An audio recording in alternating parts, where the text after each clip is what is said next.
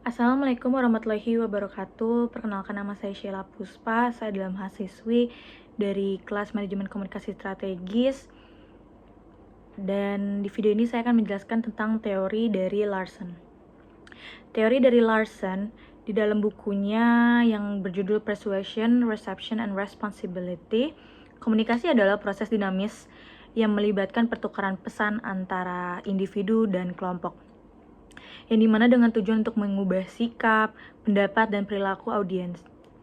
Larson juga menyoroti bahwa komunikasi melibatkan elemen-elemen dasar seperti pengirim, penerima, pesan, dan konteks yang dapat mempengaruhi interpretasi. Teori komunikasi menurut Larson sangat menekan pada aspek persuasi dan tanggung jawab dalam komunikasi, terutama bagaimana pesan dapat membentuk dan mempengaruhi pandangan dari audiens itu tersendiri secara etis.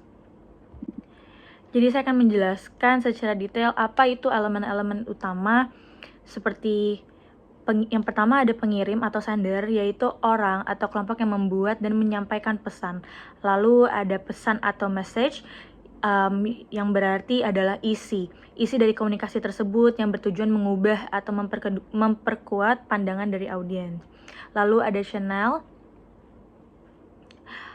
media atau alat yang digunakan untuk menyampaikan pesan seperti media sosial, percakapan tatap muka, secara face to face langsung, ataupun secara iklan. Lalu ada penerima atau receiver, yang berarti audiens yang menerima dari proses pesan tersebut. Lalu yang terakhir ada feedback.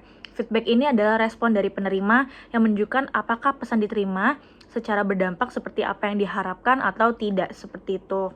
Lalu di sini saya akan memberikan contoh penerapan teori komunikasi Larson itu sendiri. Seperti apa contohnya? Contoh penerapan teori menurut Larson seperti misalkan sebuah perusahaan produk kesehatan meluncurkan campaign untuk mengajak masyarakat mengadopsi pola hidup sehat.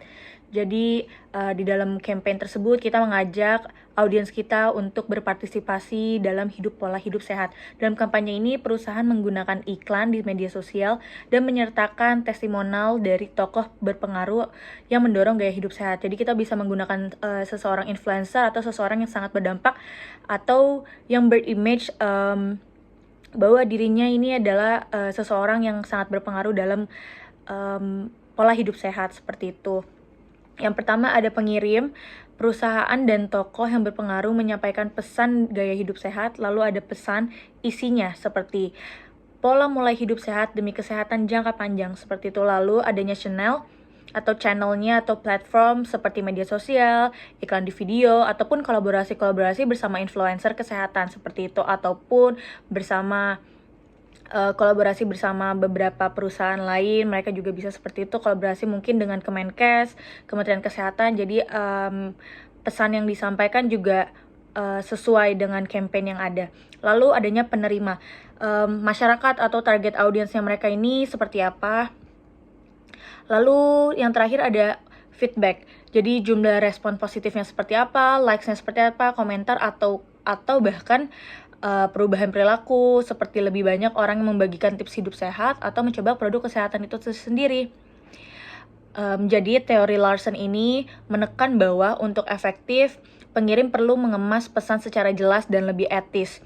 Sementara penerima dipandang bukan sekedar target pasif, tetapi juga individu yang memiliki tanggung jawab dalam menerima dan merespon pesan secara kritis, seperti itu.